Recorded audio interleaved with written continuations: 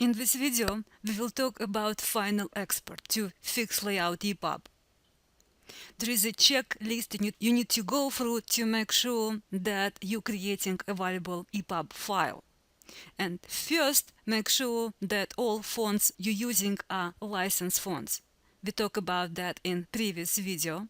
Also, make sure that you apply the styles to every font you're using in this document. Next, you required to have a table of contents. In previous video, we talked about creating table of contents. Also, I want to point to you that now we have brand new feature which gives you a different option for creating table of contents. You can create table of content using bookmarks. To activate bookmarks, you will go to Window, Interactive Bookmarks. To create a bookmark, you will select the Type tool.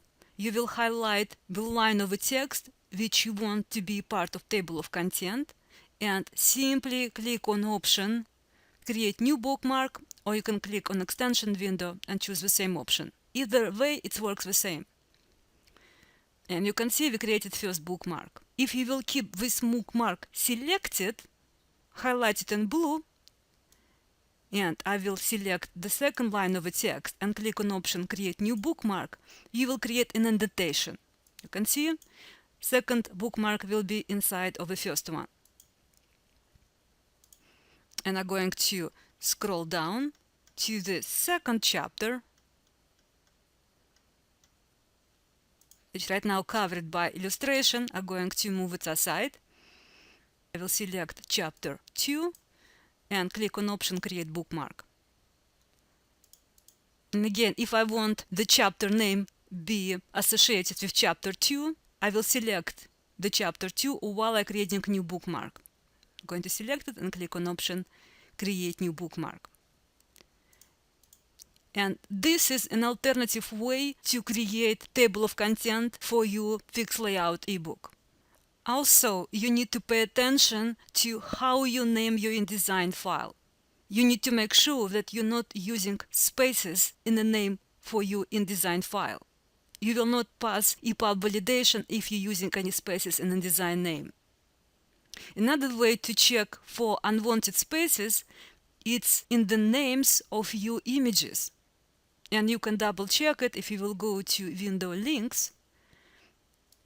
You can use numbers, that would be fine, but you cannot use any spaces or weird symbols like exclamation marks, commas, periods, and etc. Also, you will need to provide a description for your images. And I just will remind you how to do that. You will go to Object, Object Export Options. You will click on Alt Text. And instead of From Structure, you will choose Custom. And here you will add a description for your image. And after you're done, you will click on Done. And after you're done with your checklist, you're ready for the final export. I will go again to File Export. And I will choose Fixed Layout ePub. Just remember, we don't want to use any spaces. Under General, I will choose All Pages. We don't want to rasterize first page. Instead, I'm going to choose Image, and I'm going to browse and locate it. For navigation TOC, if you decide to go with Table of Contents, you will use Multi-Level Table of Contents, and you will assign a style we created for it. Otherwise, you can choose option Bookmarks. ePub will understand bookmarks. As for spread control, if you want to preserve appearance just like you created in InDesign, you want to keep it based on document setup. Otherwise, you have some more options. If, for example, you created a spread of the pages, you actually can convert it to the single landscape page. And you can disable spreads as well. I will click on the settings. And for format, you can choose different options. If primarily using JPEGs, you can choose JPEGs. Or if using GIFs or PNGs, you can use one or another option. I'm using mixed images, so I will keep it on automatic. For resolution, keep 100 ppi because it's a standard resolution for most of the devices. Keep progressive method As for image quality, if content of your book really heavy on images, I would reduce high to medium. You can keep rest of the settings here like it is. And I'm going to move to the next step. And if you are really strong in coding and you own style sheets, that's a place where you can add them. The same here. If you prefer to write your own JavaScript file, you can add here and add your own custom formatting. Under metadata, identifier number will be assigned to you by InDesign. Identifier number is not your ISBN number, so please don't enter it here.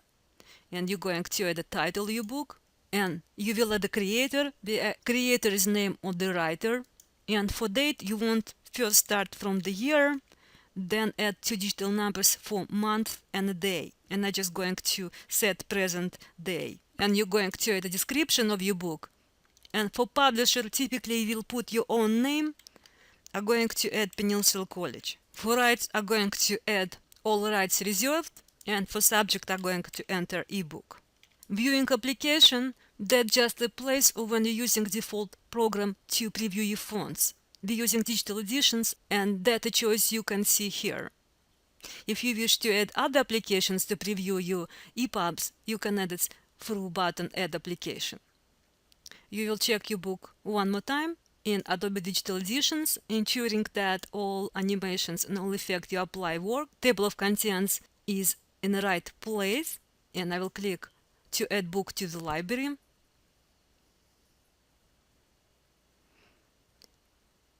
Check that I can see the cover and the metadata applied properly.